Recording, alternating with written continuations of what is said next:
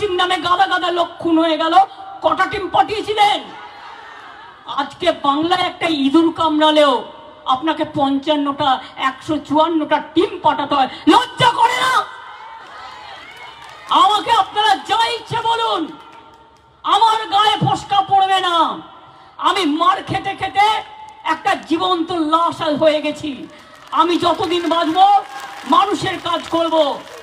আমাকে চমকানি দেখাবেন না সিপিএম বিজেপি, আমাকে ধমকানি দেখাবেন না সিপিএম বিজেপি। আমরা নির্বাচন না করে নিজে নিজে জিতে আসিনি। আমাদের নির্বাচন পরিচালনা করেছেন election commission and government of India. একটাও রাজ্য পুলিশ ছিল না, টোটালটাই সেন্ট্রাল পুলিশ। রাজ্য সরকার ফাঁসির পক্ষে। আমাদের পুলিশ যে তদন্ত শুরু করেছিল, আমি গিয়েছিলাম ওদের বাড়ি কবে? সোমবার। ঘটনা ঘটেছে কবে? শুক্রবার। আমি তখন ঝাড়গ্রামে ছিলাম। আপনাদের বুঝিয়ে বলি ব্যাপারটা। আমি ঝাড়গ্রাম থেকে আস্তে আস্তে আদিবাসীদের প্রোগ্রাম ছিল,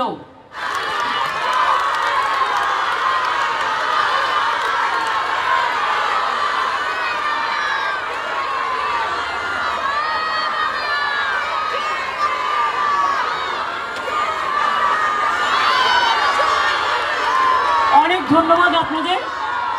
আপনারা অনেক দূর থেকে পায়ে পায়ে হেঁটে এসেছেন। আমার মা ভাই বোনেরা, মা বোনেরা অনেক এসছেন। রাস্তায় অনেক মা বোনেরা ছিলেন, পেছনেও অনেক মা বোনেরা ঢুকতে পারেনি আছেন, ভাইরাও আপনাদের সাথে আছেন। আমি আপনাদের সকলকে এত তাড়াতাড়ি এই প্রতিবাদ মিছিলে আসার জন্য, প্রতিরোধ মিছিলে আসার জন্য আমি অনেক অভিনন্দন জানাই। আমার সাথে আমাদের দলের এমপিরা যেমন আছেন, এমএলএরা আছেন, কর্পোরেটরসরা আছেন, অনেক মিনিস্টাররা আছেন, অনেক নেতৃবৃন্দরা আছেন, সুব্রত বক্সিও আছেন, কল্যাণরাও আছেন, সুদীপদা সৌগতদারাও আছেন, ববি অরূপ, বাবুল, সুজিত থেকে শুরু করে ব্রাত্য থেকে শুরু করে সকলেই আছেন। আমি আমার সাথে মিছিলে স্লোগান দিতে দিতে এসছেন। মাইকের জোরটা একটু বাড়াও স্বরূপ। আমি মনে করি আমার সাথে যারা মিছিলে স্লোগান দিতে দিতে এসছেন তাদের অনেককেই আপনারা পাবলিকলি চেনেন। শতাব্দী রায়, শাওনি, অদিতি মুন্সি, লাভলি, জুন মালিয়া, রচনা ব্যানার্জি, আমাদের সুভদ্রা থেকে শুরু করে, অনন্যা থেকে শুরু করে, সুদেশনা থেকে শুরু করে, সীতামা থেকে শুরু করে আরো অনেকে। আমি যদিও আমাদের সকলের নাম বললাম না, কারণ অনেকে এসছেন বিভিন্ন জগতের, এবং বর্ণালীরাও মিছিলে হেঁটেছেন। যেখানেই থাকুন আমি আপনাদেরও অনেক অভিনন্দন জানাচ্ছি। আমি আপনাদের সবাইকে বলবো, আগামীকাল সব ব্লকে ব্লকে মিছিল সংগঠিত করবেন দোষীদের ফাঁসির দাবিতে এবং বাম রাম চক্রান্তের বিরুদ্ধে। আর একটা কথা মনে রাখবেন, যেটা সত্য সত্য উদ্ঘাটিত হোক, কিন্তু অসত্য ঘটনা নিয়ে কেউ কেউ ফেক ভিডিও তৈরি করে অসত্য সংবাদ দিয়ে মানুষের মনকে উত্তেজিত করে দিচ্ছে, আসল সত্যি জানবার জন্য নয়, আসল মিথ্যেটাকে সামনে এনে সত্যটাকে লুকিয়ে দেওয়ার জন্য। আমি সবাইকে অনুরোধ করব, দরকার হলে দল আমাদের পক্ষ থেকে আমরা কি বলছি, সাধারণ মানুষ কি বলছে যেটা সত্য, সেই সংবাদগুলো আপনারা গুরুত্ব দিয়ে দেখবেন। আজকাল মনে রাখবেন, সোশ্যাল নেটওয়ার্কের সব সংবাদ সত্য নয়। সাইবার ক্রাইম একটা বড় অপরাধ হয়ে গেছে।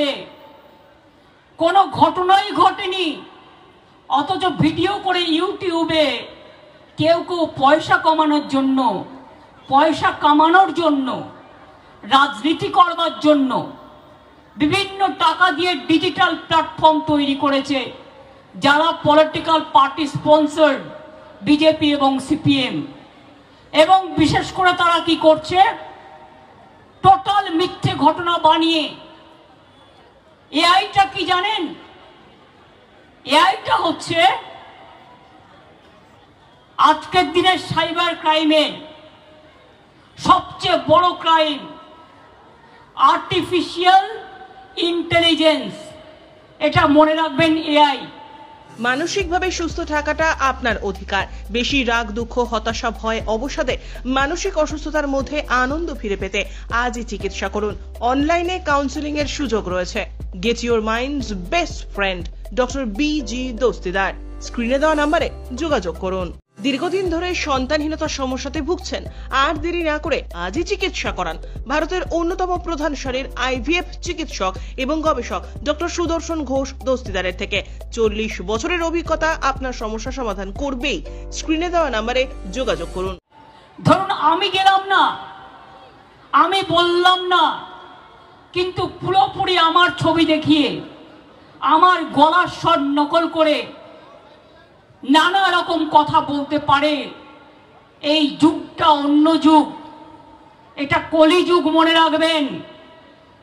কতকগুলো নেতা, কতকগুলো নেত্রী ইদানিং তৈরি হয়েছে, যারা স্বাধীনতা আন্দোলনেও ছিল না, যারা দেশের ভালো মন্দে নেই, যারা যখন উন্নাওতে ঘটনা ঘটে তারা প্রতিবাদ করে না, যখন বিলকিস বানুর ঘটনা ঘটে তারা প্রতিবাদ করে না, যখন উন্নাওতে ঘটনা ঘটে, হাতরাসে ঘটনা ঘটে তারা প্রতিবাদ করে না, যখন অ্যাথলেট, রেসলার, সাক্ষীকে বিজেপির লোকেরা অশালীন আচরণ করে তখন তারা চোখে দেখে না।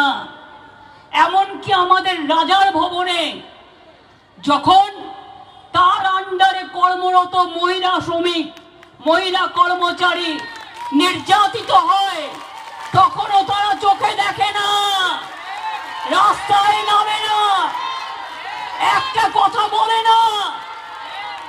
আর আজকে একটা দুর্ভাগ্যজনক ঘটনা ঘটেছে, বেদনাদায়ক ঘটনা ঘটেছে, মর্মান্তিক ঘটনা ঘটেছে। এটা আমরা কেউ সমর্থন করি না। প্রথম দিন, ডে 1 থেকে আমি বলে আসছি, দোষীদের শাস্তি হোক এবং এমন শাস্তি হোক, শাস্তি মানে ফাঁসি হোক। আমরা রাজ্য সরকার ফাঁসির পক্ষে। আমাদের পুলিশ যে তদন্ত শুরু করেছিল, আমি গিয়েছিলাম ওদের বাড়ি কবে? সোমবার। ঘটনা ঘটেছে কবে? শুক্রবার। আমি তখন ঝাড়গ্রামে ছিলাম। আপনাদের বুঝিয়ে বলি ব্যাপারটা। আমি ঝাড়গ্রাম থেকে আস্তে আস্তে, আদিবাসীদের প্রোগ্রাম ছিল, ওয়ার্ল্ড ট্রাইবেল ডে। আমি ওটা করে যখন রাস্তায় এলাম, আমি পুলিশ কমিশনারের কাছে মেসেজ পেলাম, সে ততক্ষণে আরজিকর হসপিটালে পৌঁছে গেছে। সে আমাকে ঘটনার বিবরণ দিল এবং তৎক্ষণাৎ তার বাবা মার সাথে আমাকে কথা বলিয়ে দিল।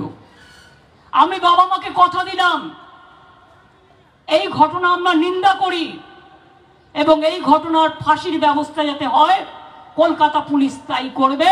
রাজ্য সরকার কলকাতা পুলিশকে সর্বরকম সাহায্য করবে। এরপর ধরুন একটা মানুষের বাড়িতে কাজ থাকে, একটি মেয়ে মারা গেছে দুর্ভাগ্যজনকভাবে। সোমবার তাদের বাড়িতে নিশ্চয়ই কোনো কাজ ছিল, সেই জন্য আমি ফ্যামিলিটাকে ডিস্টার্ব করিনি। আমি এই রবিবার কাজ ছিল, শনি রবি 3 দিনে। আমি সোমবার দিন তাদের বাড়িতে গিয়েছিলাম কলকাতা পুলিশ কমিশনারকে নিয়ে। কলকাতা পুলিশ কমিশনার কাজের দিন যে তদন্ত করেছে, তদন্ত চলাকালীন তদন্তের ভেতরকার এভিডেন্স মিডিয়া ট্রায়ালের জন্য বাইরে আসতে পারে না। কে ধর্ষিতা হয়েছে তার নাম বাইরে বলতে পারে না, তার মৃতদেহ দেখাতে পারে না। তাই তারা যত ছাত্রছাত্রীরা বলেছে আরজি করেন জুডিশিয়াল ম্যাজিস্ট্রেটকে নিয়ে আসুন, তার আন্ডারে পোস্টমর্টম হবে। কলকাতা পুলিশ তাই করেছে। তারা বলেছেন যা যা কলকাতা পুলিশ প্রত্যেকটা ছাত্রছাত্রীদের গুরুত্ব দিয়ে তাদের সব কথা মেনে নিয়েছে, ভিডিও করেছে, পুরোটা ডিএনএ টেস্ট করতে পাঠিয়েছে, ফরেনসিক টেস্ট করেছে, ডগ স্কোয়াড পাঠিয়েছে, যা যা করা দরকার ক্রিমিনালদের ধরবার জন্য সিসিটিভি ফুটেজ থেকে শুরু করে প্রাসঙ্গিক আশেপাশের যত এভিডেন্স। সারা রাত ওরা ঘুমায়নি, কারণ রাত 2টো পর্যন্ত আমি ওদের সাথে কন্ট্যাক্ট রেখেছিলাম। মনে রাখবেন, মেয়েটির ডেড বডি যখন তার বাবা মা নিয়ে গেছে, কলকাতা পুলিশে স্কট করে নিয়ে উত্তর 24 পরগনা ব্যারাকপুর কমিশনারেটকে দিয়ে সেই ডেড বডি তাদের বাড়িতে পৌঁছেছেন। সেই বাড়িতে যখন ডেড বডি পৌঁছাতে যাচ্ছে, রাস্তার মধ্যে গাড়ি থামিয়ে বিজেপির এক নেত্রী তার বাবা মাকে প্রায় নামিয়ে নিয়েছিল। তখন পুলিশ আবার হস্তক্ষেপ করে তাদের তালতলা থানায় এফআইআর করিয়ে তাদের বাড়িতে বডি পৌঁছে আসেন। আমি বলেছিলাম যতক্ষণ না শেষ কৃত্য হবে, শ্মশান মানে পরিবারের কথা শুনে আমাকে কিন্তু টাইম টু টাইম মেসেজ দেওয়া দরকার। আমি জেগে আছি, কারণ আমার হৃদয়টা জ্বলে পুড়ে যাচ্ছে, আমি এই ঘটনা সহ্য করতে পারছি না। শুনুন, আমি রাজনীতি করি, কিন্তু রাজনীতি করবার আগে আমি একজন মানবিক মানুষ। আমি আজ পর্যন্ত জীবনে কোনো ক্ষতি কারো করিনি। মনে রাখবেন, সিপিএম যেন ভুলে না যান, বুদ্ধদেব বাবু মারা গিয়েছিলেন, আমি একটি কথাও বলিনি।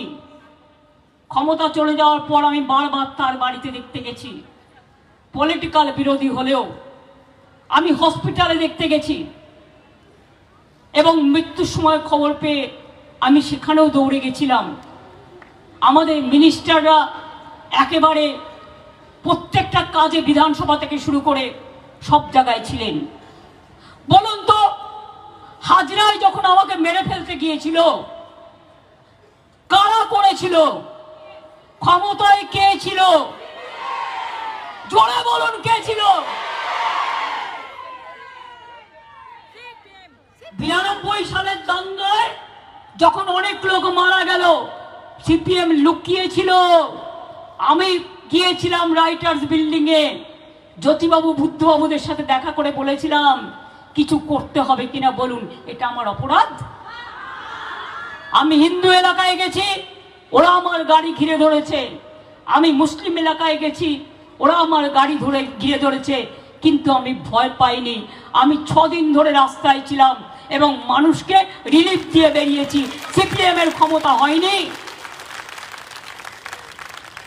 জিজ্ঞেস করুন, অনিতা দেওয়ানের ঘটনা, ডক্টর অনিতা দেওয়ান ডাক্তার ছিলেন, গণধর্ষণ হয়েছিল বানতলায়, কার আমলে ঘটেছিল? জোরে বলুন।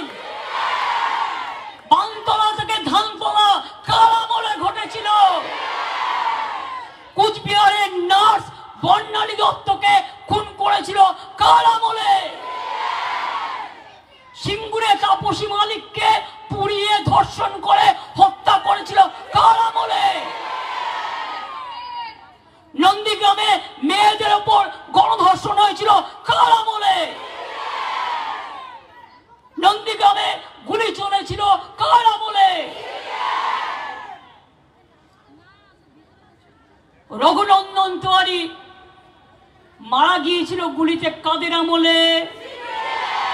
টিচার বিমলা দে। কুচবিহারের রবীন বিমান হায়দার, শান্তিপুরের গুলি চালনা, রাজারহাটের গুলি চালনা, সারা বাংলা জুড়ে কঙ্কাল পড়ে আছে। আমরা সবাই জানি, তাদের মুখে এত বড় বড় কথা শোভা পায় না। হ্যাঁ, আপনারা যদি শুধু সিম্প্যাথি জানাতেন, পরিবারকে সমবেদনা জানাতেন, আমার কোনো কথা বলার ছিল না। এবার বলি, বিজেপি বন্ধুরা, বিলকিস বানুদের পরিবারকে হত্যা করেছেন কারা? বিজেপি। উন্নাওতে ঘটনা ঘটিয়েছে কে? হাথরাসে ঘটনা ঘটিয়েছে কে?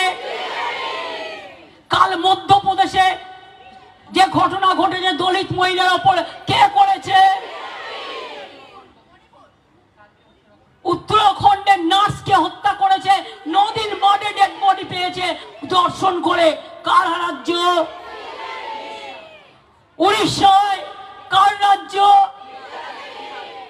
কালকে বিহার হয়েছে, কার রাজ্য?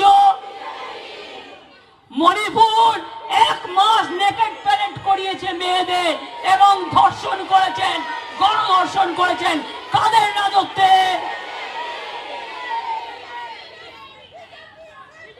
বলতে গেলে অনেক কথা বলতে হয়। ধর্ষকদের মালা পরিয়েছিল। ভালো খেলোয়াড়, আজকে খেল দিবস বলে বলছি, সব খেলোয়াড়দের অভিনন্দন জানিয়ে, রেসলার সাক্ষীকে অত্যাচার কে করেছিল? কোন বিচার হয়েছিল? এমপির প্রমোশন হয়েছে, ছেলে টিকিট পেয়েছে। আমরা দাঁড়ান, আমরা প্রজা, ওরা রাজা। 9 জন গভর্নর চেঞ্জ হলো, আমাদের রাজা তো চেঞ্জ হলো না। যার উনি বড় বড় কথা বলছেন, বলতে পারেন, এটা ওনার অধিকার, কিন্তু বলুন তো, বাংলায় মহিলাদের নিরাপত্তা নেই, আপনার বিজেপি রাজত্বে আছে তো? জিজ্ঞেস করুন, বাংলায় কোনো ঘটনা ঘটলে বিচার হয়, আপনার রাজ্যে কোনো ঘটনা ঘটলে আপনাদের রাজত্বে বিচার হয় না। একটা দুটো ঘটনা যদি কখনো ঘটে, আমরা সঙ্গে সঙ্গে অ্যাকশন নিই। আমরা চাই এ ধরনের ঘটনা যাতে না ঘটে, তার জন্য ফাঁসির দাবি করছি, যে দৃষ্টান্তমূলক শাস্তি হোক, যাতে আগামী দিন কেউ এই কাজ করতে সাহস না পায়।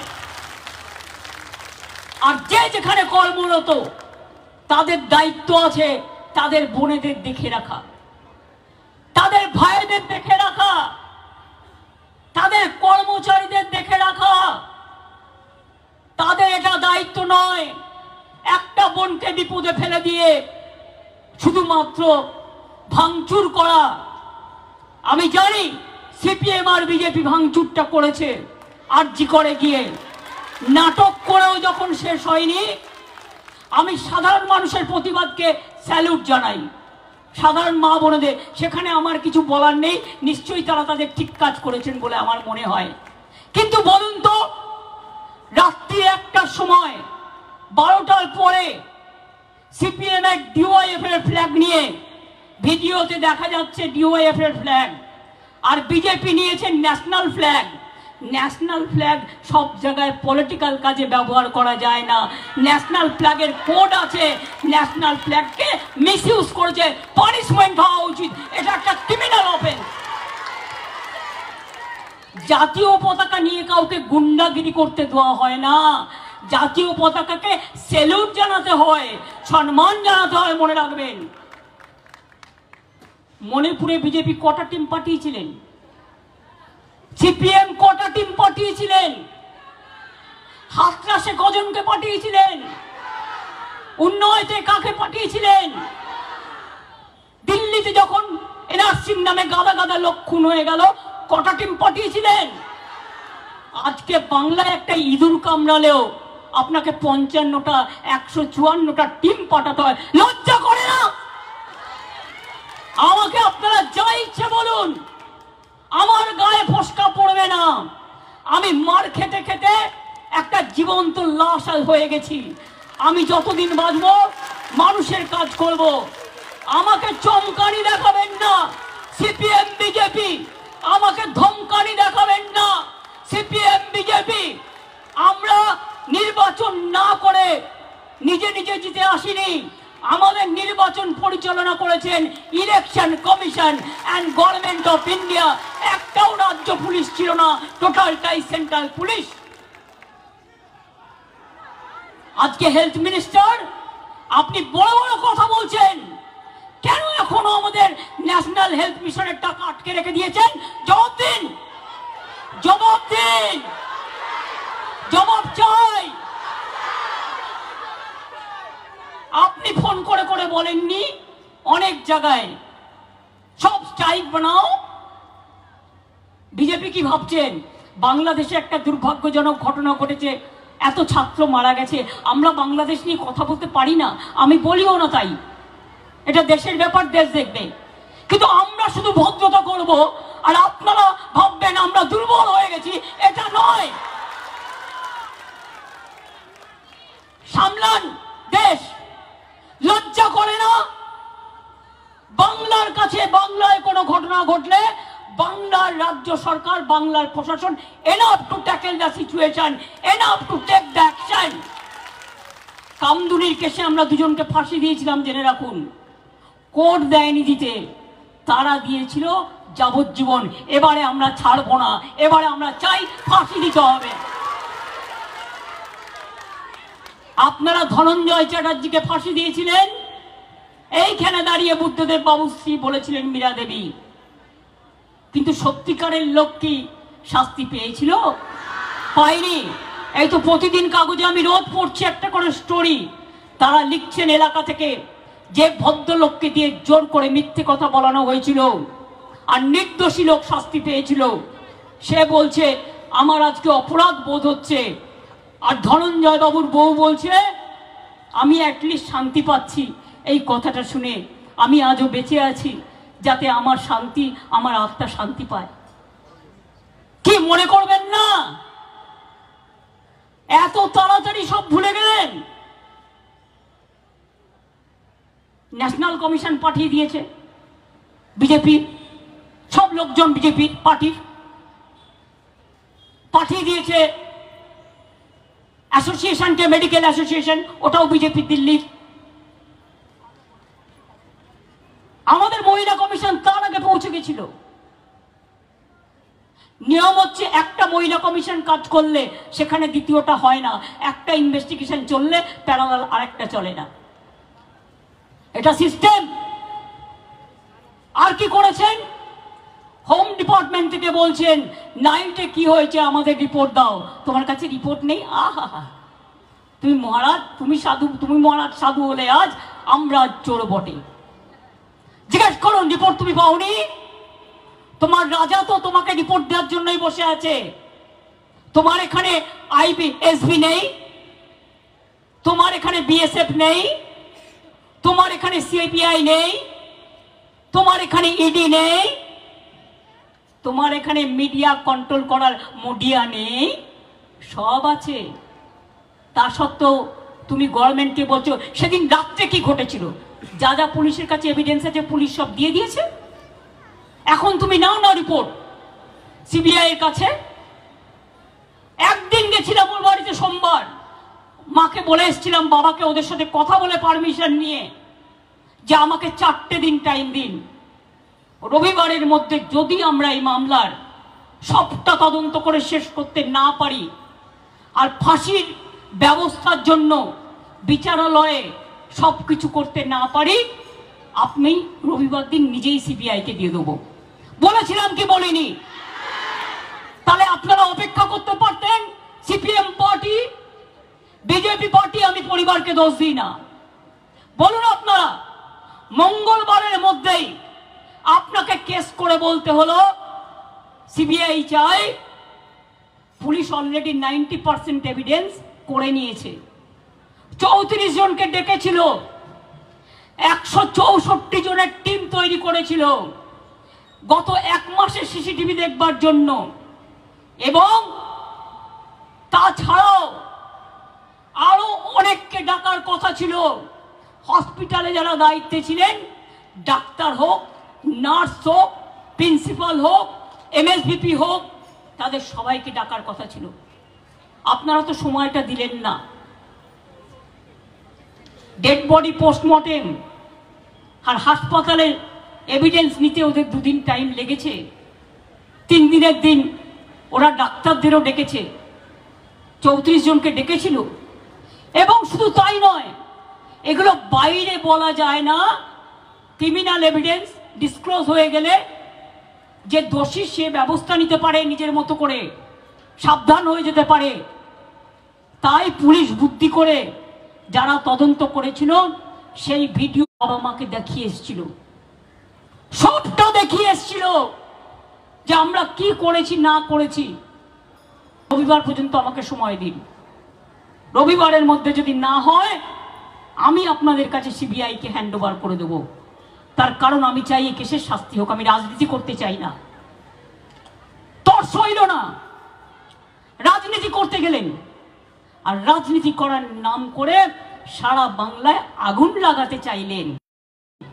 আপনারা ইনফ্রাস্ট্রাকচার ভেঙে দিয়েছেন, আপনারা স্ক্যানগুলো ভেঙে দিয়েছেন। আপনারা জানেন না একটা হসপিটাল তৈরি করতে গেলে রোগীর কতটা লাগে, রোগীর জন্য কতটা জিনিস নিতে হয়। আমি জিজ্ঞেস করছিলাম অ্যাপ্রক্সিমেট কতটা নষ্ট হতে পারে টাকা, বললে বলতে পারছি না। 50 কোটির থেকে বেশি তো হবে, 100 কোটিও হতে পারে। দেবেন টাকাটা বিজেপি অ্যান্ড সিপিএম এর বন্ধুরা, যারা বড় বড় কথা বলে বেড়াচ্ছেন আর নাটক করে টাকা তুলছেন আর ফান্ডিং করছেন অ্যান্টি সোশ্যালদের, হুলিগানসদের। মনে রাখবেন, হাসপাতালটা ভ্যান্ডালিজমের জায়গা নয়, হাসপাতালটা হুলিগানিজমের জায়গা নয়, হাসপাতালটা সেবার জায়গা, হাসপাতালটা মুমূর্ষ রোগীদের সেবা দেওয়ার জায়গা। এবং তাই আমি বলবো, আমার সব জুনিয়র ডাক্তার হোক, সিনিয়র ডাক্তার হোক, সিস্টাররা হোক, কর্মচারীরা হোক, সবাইকে যে আপনারা দয়া করে সবাই কাজে জয়েন করুন, মানুষকে পরিষেবা দিন। গরিব মানুষ সবসময় প্রাইভেট হাসপাতালে যেতে পারে না, তবুও তাদের 5 লাখ টাকা করে স্বাস্থ্যসাথীর কার্ড আছে। গরিব মানুষ বিনা পয়সায় চিকিৎসা পায় সরকারি হাসপাতালে। আর আপনারা তো স্বীকার করবেন, আপনাদের ডাক্তার করতে গেলে রাজ্য সরকারের কত টাকা খরচা হয়, আপনাদের ট্রেনিং দিতে হয়, আপনাদের শিক্ষিত করে গড়ে তুলতে হয়। আর আপনারা খুব ভালো কাজও করেন, সেই কাজটাকে আমরা সমর্থন করি। অনেক সময় আমি দেখেছি সিনিয়র ডাক্তাররা জুনিয়র ডাক্তারদের উপর ডিপেন্ড করে।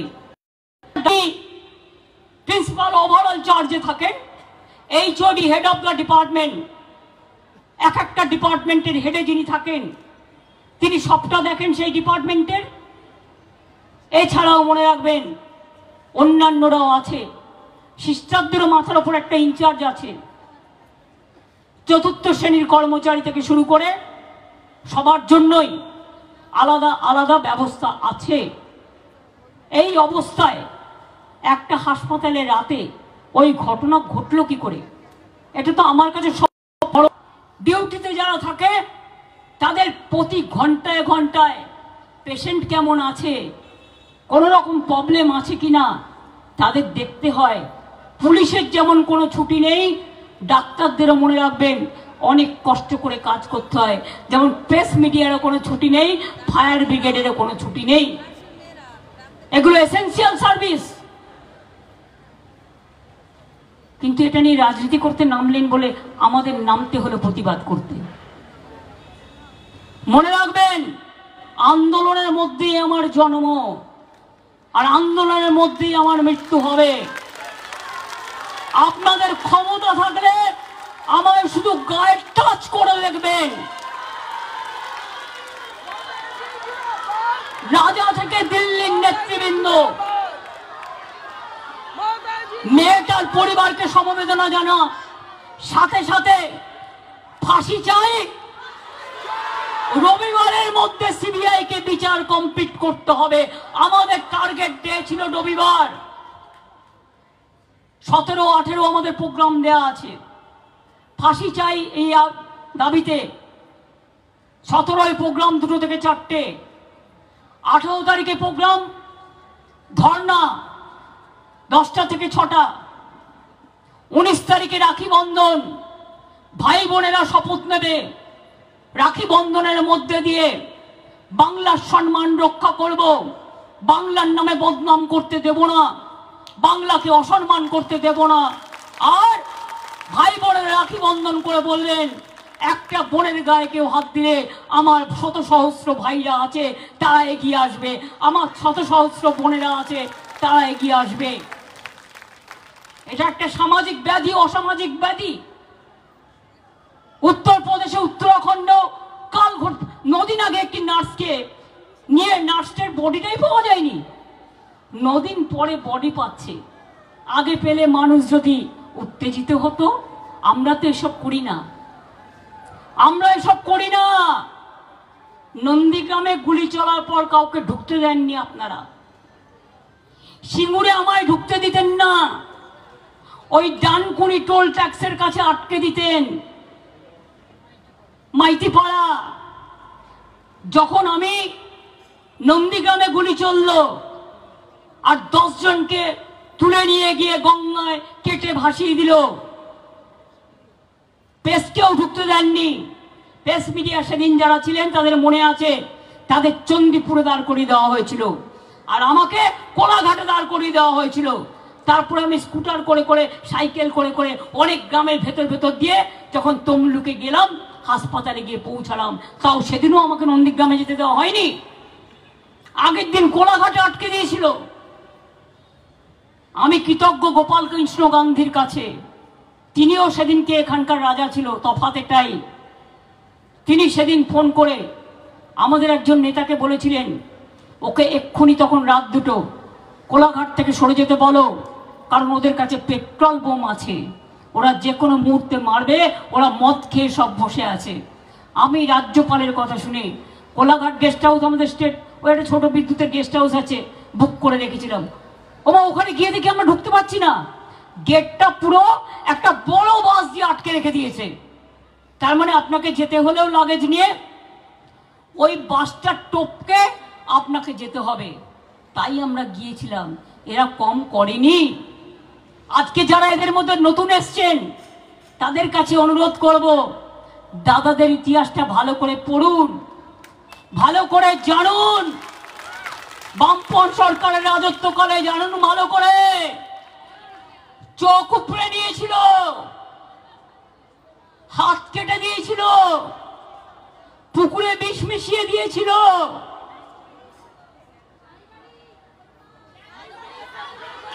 জ্যান্ত কই মাছ খাইয়ে গাছে বেঁধে রেখে দিয়েছিল সাতগাছিয়ায়।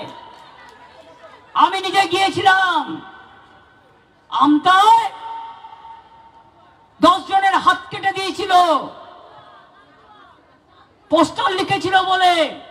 দাঁতপুরে একটা আলু চাষি তার 6 মাসের বাচ্চাকে ছুঁড়ে মেরে দিয়েছিল।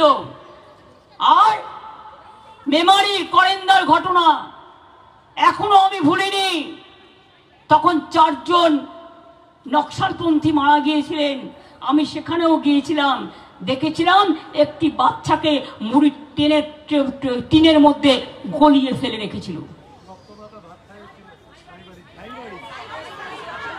রক্তমাখা ভাত খাইয়েছে মাকে সাইবাড়িতে। শুনুন, গড়বেতায় মায়ের 2 ছেলে, দুজনকেই মেরে দিয়েছে। আমি যখন তার বাড়িতে গেছি, তার একলা বিধবা মা আমাকে বলছে, আমাকে মা 2টো জিনিস চাই, পাগলের মতো উন্মাদ হয়ে গেছে। আমি বললাম, কি মা? বললো, একটা আমাকে তোমাদের পতাকা দাও, আর একটা আমাকে বন্দুক দাও। আমি বললাম, কেন? বললো, আমি ওদের গুলি করে মারবো। আমি বললাম, মা এসব কথা বলে না, আমরা সবাই আছি, আমরা নিশ্চয়ই দেখব যাতে আইনত শাস্তি হয়। কেশপুরে একটার পর একটা ডেড বডি শোয়ানো, একসঙ্গে 7 জনকে খুন করলো। নানুরে 11 জন ক্ষেত মজদুরকে খুন করলো। সেদিনই আমি দেখেছিলাম, গৌতম তখন বেঁচে ছিল, আমি তখন রেল মিনিস্টার ছিলাম। গৌতমকে আমি বললাম, তুমি আগে চলে যাও, আমি দিল্লিতে ছিলাম, কি করে পৌঁছানো যায়? আমি রাজধানীতে এলাম, কিন্তু এসে আমি নামবো কোথায়? হাওড়ায়। ওখান থেকে বোলপুর যেতে আরো 4 ঘন্টা টাইম লাগবে, ওখান থেকে নানুর যেতে আবার 1 ঘন্টা টাইম লাগবে। আমি দুর্গাপুরে নামলাম, সেদিন থেকে দুর্গাপুরে স্টপেজ দিয়ে দিলাম, কারণ রেল মিনিস্টার মনে রাখবেন এটা করতে পারে। রাজধানীর স্টপেজ দুর্গাপুর এইভাবে পড়েছিল। কারণ দুর্গাপুর থেকে আমি পানাগড় হয়ে গেছিলাম, পানাগড় হয়ে আমি দুর্গাপুর থেকে 1 ঘন্টার মধ্যে বীরভূমে পৌঁছে গেলাম। গিয়ে আমি গৌতমকে বললাম, দেখো তো ওদের বাড়ির অবস্থা, ওদের ডেড বডিগুলো শেষকৃত্য করার পয়সা আছে কিনা। গৌতম বোস সেদিন এসে আমাকে জানিয়েছিল একটা উপরে সাদা কাপড় দেবে, সে পয়সাটি পর্যন্ত তাদের নেই। আমি বললাম তুমি এটা কিনে দাও, আমি যদি কোনোদিন ক্ষমতায় আসি আমি দেখে নেবো এটা। সেই জন্য সমব্যাথী তৈরি করেছিলাম, মৃত্যুর পরে বা যে কফন দিতে পারে না, কবর দিতে পারে না, তারা যেন 2000 টাকা পায়, যাতে সে তার শেষকৃত্যটা করতে পারে। ভুলে গেলেন সিপিএম? নাটকটা করতে নেমেছেন কেন আমি জানি। আপনার তো মেয়েটিকে সমবেদনা জানানোর থেকেও, পরিবারকে সমবেদনা জানানোর থেকেও আপনার হিংসা লক্ষ্মীর ভান্ডারের ওপর। বিজেপি আমায় নকল করুন, কোনো ক্ষতি নেই, কিন্তু নিজেদের দিকে দৃষ্টি দিন, নিজেদের ক্ষতগুলো আগে সারান। হোম সেক্রেটারিকে অনুরোধ করব, আমাদের কাছে বাংলা নিয়ে রিপোর্ট চাইবার আগে একটা ঘটনা ঘটলেই আমরা enough to tackle the situation. আশা করি বাংলাদেশের ঘটনার পরে দেখেছেন কিভাবে বর্ডার এবং আমার হিন্দু মুসলিম সব সম্প্রদায়কে আমরা সবাই শান্ত রেখেছি, তারা কেউ কোনো অশান্তি করেনি। লজ্জা করে না? 7 দিনের মধ্যে পাল্টি খেয়ে গেলেন। আজকে লজ্জা করে না? কেন আমাদের প্রতিবেশী রাষ্ট্রগুলো বলবে ইন্ডিয়া যেন আমাদের কাজে ইন্টারফেয়ার না করে? কোনোদিন হয়নি, এই প্রথম আপনাদের আমলে। Charity begins at home. আয়না আগে নিজেদের মুখ দেখুন। মণিপুর সামলাতে পেরেছেন, নাগাল্যান্ড সামলাতে পেরেছেন, আসাম সামলাতে পেরেছেন, বিহার সামলাতে পেরেছেন, ইউপি সামলাতে পেরেছেন। মিথ্যে কথা বলে বলে চিরকাল সত্য মিথ্যে হয় না, মিথ্যেটা মিথ্যা প্রমাণিত হয়। তাই যতই নাটক করুন, যতই কুৎসা করুন, যতই অপপ্রচার করুন, যতই ফেক ভিডিও ছাড়ুন, ওগুলো ফেক ভিডিও। আমি বলছি ফেক, ফেক, ফেক, সত্য নয়। যেগুলো সত্য আমার মানতে কোনো অসুবিধে নেই, এগুলো তৈরি করা ভিডিও আর স্পন্সর করা কিছু চ্যানেল হয়েছে এই সোশ্যাল মিডিয়াতে, যারা কেউ বিজেপি স্পন্সার্ড, কেউ সিপিএম এর স্পন্সার্ড। আমি তাদের চ্যালেঞ্জ করে বলছি, এই ধরনের কাজ কিন্তু প্রধানমন্ত্রী নীতি আয়োগের মিটিংয়ে নিজে বলেছেন সাইবার ক্রাইমের বিরুদ্ধে শক্তিশালী ব্যবস্থা নিতে হবে। তা আপনার উপদেশ আমরা মানব, আমরা শক্তিশালী ব্যবস্থা নেব। কেন্দ্র যদি এই ব্যাপারে আইন করতে পারে, রাজ্যই বা কেন করবে না? কিন্তু মনে রাখবেন, এই সব করতে গিয়ে আজকে আপনারা এক পায়ের উপর দাঁড়িয়ে আছেন সরকারি। একটা পা আপনার, দুটো পা নয়। আর একটা পা নীতিশের ওপরে, চন্দ্রবাবুর ওপরে, আরো কিছু আছে তাদের ওপরে, অনেকে আছে। একটা পায়ে দাঁড়িয়ে থাকতে হবে, দুটো পা টেম্পোরারি, দুটো পা এখন টেম্পোরারি। নিজেদের সরকার কি করে রক্ষা করবেন আগে সেদিকে তাকান। তৃণমূল কংগ্রেস বাংলায় কি করছে? যত ঈর্ষা, যত হিংসা, সব কটার আমার বিরুদ্ধে। বা কই দেশে একটাও তো মহিলা মুখ্যমন্ত্রী করেননি। আমি নিজে মহিলা হিসেবে নিজেকে কনসিডার করি না। আমি মনে করি না আমি হিউম্যান বিং। আমার কাছে ভাই বোন সকলে সমান। আমার কাছে হিন্দু, মুসলমান, শিখ, খ্রিস্টান, আদিবাসী, তপশিলি, ওবিসি থেকে শুরু করে হিন্দু, শিখ ও জৈন সবাই আমার কাছে সমান। পাঞ্জাব ও সিন্ধু, গুজরাট ও মারাঠা, দ্রাবিড়, উৎকল, বঙ্গ সব রাজ্য আমাদের কাছে সমান। আমরা আদর্শ বিক্রি করে খাই না, আমরা চরিত্র হরণ করে খাই না, আমরা কুৎসা প্রচার করে খাই না, আমরা অমানবিক ব্যাপারকে আমরা সাপোর্ট দিই না। মনে রাখবেন, আমাদের সাথে সাধারণ মানুষ আছে বলে আমরা এখানে আছি। তাদের দেখেই আমরা পথ চলি। তারাই আমাদের দিশা, তারাই আমাদের ভাষা, তারাই আমাদের আশা, তারাই আমাদের সব। ওই কদিন ধরে শুধু নাটক করেছেন, রাজনীতি করেছেন, কুৎসা করেছেন, অপপ্রচার করেছেন, চরিত্র হরণ করেছেন। এমনকি একজন বিজেপি নেতা কলকাতা পুলিশের কমিশনারকে বলছে রাস্কেল। এত বড় সাহস! আমি কথাটা উইথড্র করছি, কারণ ইটস এ ব্যাড ওয়ার্ড। নিজে কি আপনার আক্কেল আছে তো? আপনি যখন কাউকে রাস্কেল বলবেন তখন নিজের আক্কেলটা আছে কিনা দেখে নিন, আর আক্কেল দাঁতটা উঠেছে কিনা দেখে নিন। তা নাহলে কিন্তু আক্কেল দাঁতটা উঠবে। আর আমি বারবার বলে যাই, বাম রাম এক হায় ভুলো মাপ। দেখছেন বিজেপির সাথে হাত মিলিয়ে বিজেপির হাতে তামাক খাচ্ছে কে এখানে? সিপিএম, কংগ্রেস, সবাই। আমি ভেবে পাই না, কই আমরা তো ইন্ডিয়ার টিম হিসেবে কংগ্রেস তোমাকে ফুল সাপোর্ট দিই। তুমি উন্নাওর ঘটনা নিয়ে কথা বলো না, তুমি হাতরাসের ঘটনা নিয়ে কথা বলো না, তুমি মণিপুরে ইলেকশনের মিটিং করতে যাও, যখন তারা বিপদে পড়ে যায় না, যাও না। আসামে যখন এনআরসি নিয়ে বিপদে পড়ে তুমি যাও না। আমরা কিন্তু প্রত্যেকটা ব্যাপারে গেছি, আমাদের টিম পাঠিয়েছি। আমি গর্বের সাথে বলতে পারি এটা একমাত্র আমরা করি। আর আমাদের মনে রাখবেন, উইমেন এম্পাওয়ারমেন্ট আমাদের শেখাতে হবে না। আমরাই একমাত্র ভারতবর্ষে লোকসভায় 38% মহিলাদের নির্বাচিত করে পাঠিয়েছি।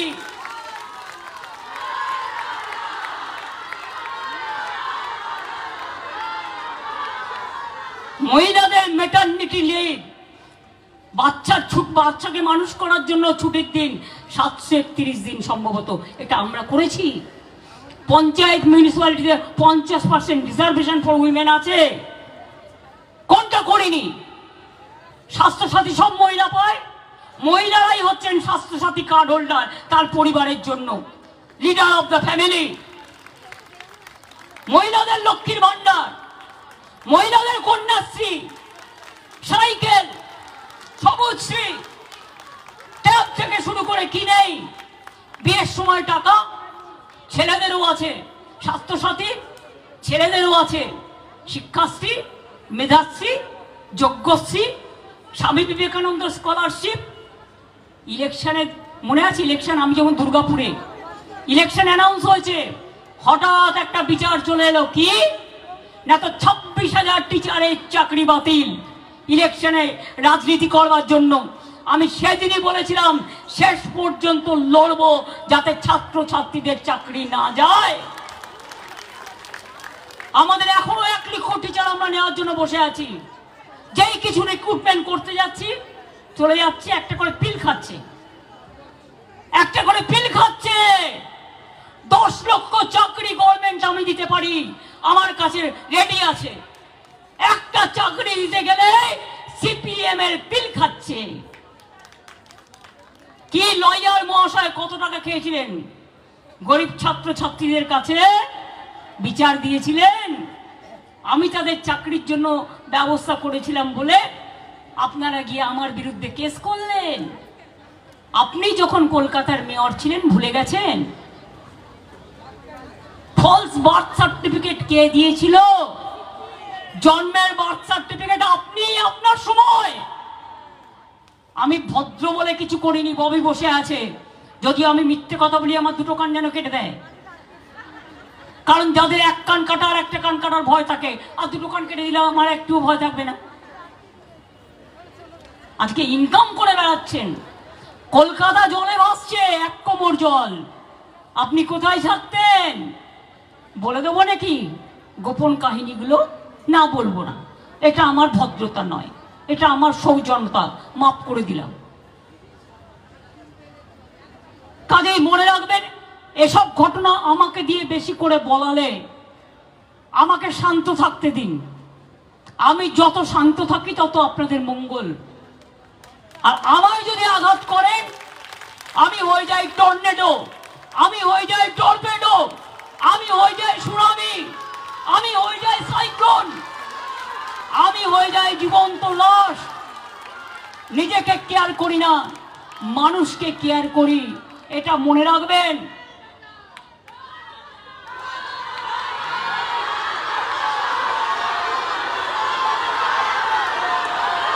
আজকে যারা দোষী তাদের কথা না বলে মমতা ব্যানার্জিকে মারতে হবে, অপমান করতে হবে। আরে আমাকে মেরে ফেলতে তো অনেকবার গেছেন, মেরে ফেলুন না। কোথায় মারবেন বলুন? দাঁড়িয়ে থাকবো একা, পুলিশ থাকবে না আমার সাথে, মরণ গুলি করে আমি দেখছি। ভাবছেন আমি চলে গেলেই আপনারা ফ্রি জোন পেয়ে যাবেন আর নেচে নেচে বেড়াবেন? এত সস্তা? যান মানুষের কাছে রায় নিয়ে আসুন, কেউ বারণ করবে না। কিন্তু যদি ভাবেন মমতা ব্যানার্জিকে চমকাবো, ধমকাবো, আর কিছু আছে যদুবংশ, আমি তাদের নামটা বলে আর অপমান করলাম না। তাদের মধ্যে কেউ কেউ আমাদেরও ভালো জিনিসটাকে ভালো বলে। যদুবংশ আর পেশু তাদের কাজই হচ্ছে যত পারো বদনাম করে বেড়াও। আর সিপিএম জেনে রাখুন, আমাদের ক্যালকাটা ইউনিভার্সিটির ছাত্ররা প্রত্যেকে পিএইচডি করা, যারা ইউনিট করে, আমাদের যাদবপুরেও তাই, প্রেসিডেন্সিতেও তাই। আমাদের ছেলে মেয়েরা আপনাদের থেকে অনেক শিক্ষিত। আমি ছাত্রছাত্রীদের বলবো, একটা ভিডিও বলছে চমকে যাবেন সিপিএম এর ছাত্রছাত্রীদের কি মানে তাদের দূষণ না, জানা না, দূষণ না, তাদের কত শিক্ষা। আমি বলি আমাদের ছাত্রছাত্রীরা একটু দিয়ে দিন তো, আপনাদেরও কি কি শিক্ষা।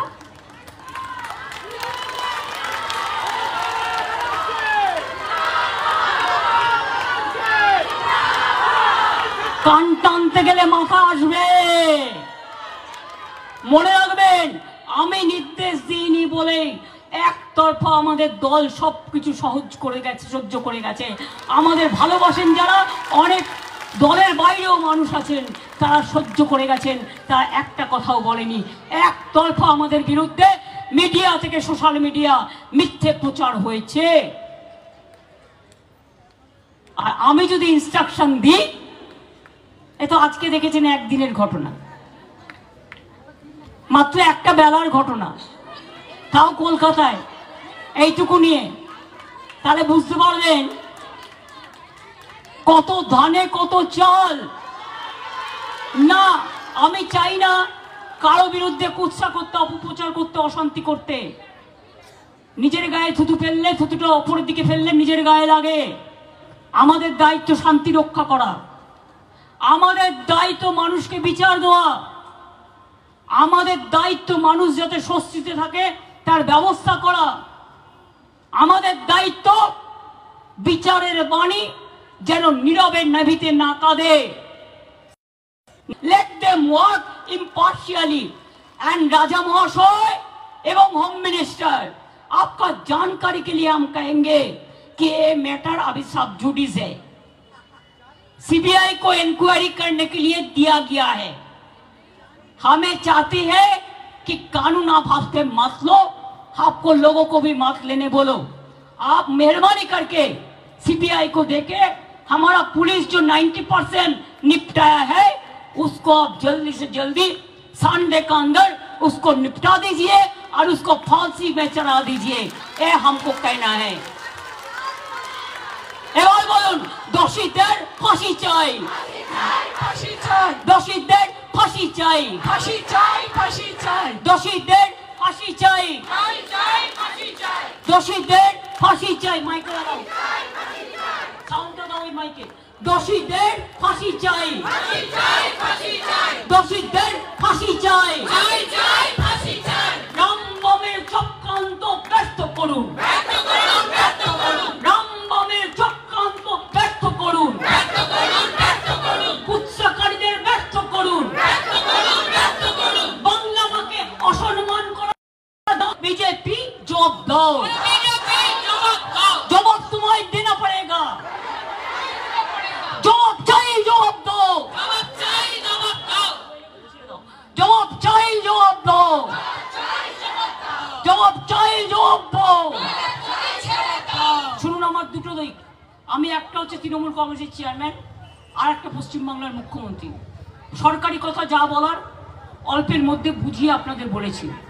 কিন্তু আমি যখন দলের কথা বলবো তখন মনে রাখবেন, আমি এটা নিশ্চয়ই বলবো, এটা আমাদের দলেরও সিদ্ধান্ত যে দোষীরা শাস্তি পাক। তাই আজ পর্যন্ত কেউ কথা বলেনি। দোষীদের শাস্তি চাই, শাস্তি নয় ফাঁসি চাই, রবিবারের মধ্যে ফাঁসি চাই, রবিবারের মধ্যে ফাঁসি চাই, রবিবারের মধ্যে ফাঁসি চাই, রবিবারের মধ্যে ফাঁসি চাই, রবিবারের মধ্যে ফাঁসি চাই। লড়াই আর মন্ত্র মোদের সঞ্জীবন। ছাত্র তুমি এগিয়ে বলো, যুবক তুমি এগিয়ে বলো, এই শ্রমিক তুমি এগিয়ে বলো, এই কৃষক তুমি এগিয়ে বলো, এই শিল্পীরা এগিয়ে বলো, এই শিল্পীরা এগিয়ে বলো, অপদার্থরা এগিয়ে বলো। এই নাটকে প্রমাণ হয়ে যাবে কলকাতা পুলিশ কিন্তু তদন্ত যা করেছে সেটাই কিন্তু সিবিআই এর কাছে পৌঁছেছে। Main video, main DNA test, main postmortem report, main forensic তদন্ত। এবং আপনারা কি করেছেন? হসপিটালে মারতে গিয়ে, ভাঙতে গিয়ে ডিসির মাথা ফাটিয়ে দিয়েছেন। 1 ঘন্টা তিনি মিসিং ছিলেন, তাকে খুঁজে পাওয়া যায়নি। 1 ঘন্টা বাদে যখন খুঁজে পাওয়া গেছে, দেখে তার মাথাটাকে পুরো চৌচির করে দিয়ে তার গা দিয়ে গল গল করে রক্ত বেরোচ্ছে। তাকে আনকনসিয়াস অবস্থায় পুলিশ রেস্কিউ করে, কলকাতা পুলিশ নিজে কমিশনার ছুটে যায় হাসপাতালে আর্জি করে। রাত 2টোর সময়, সারা রাত আমি ঘুমাইনি, আমি জেগেছিলাম যতক্ষণ শান্তি ফিরে না আসছে। আর যতক্ষণ যে পুলিশগুলোকে নানাভাবে অত্যাচার করা। মনে রাখবেন, শান্তি হচ্ছে মুভমেন্টের, গান্ধীজির পথ ধরে অসহযোগ আন্দোলন, অহিংসা আন্দোলন, ডান্ডি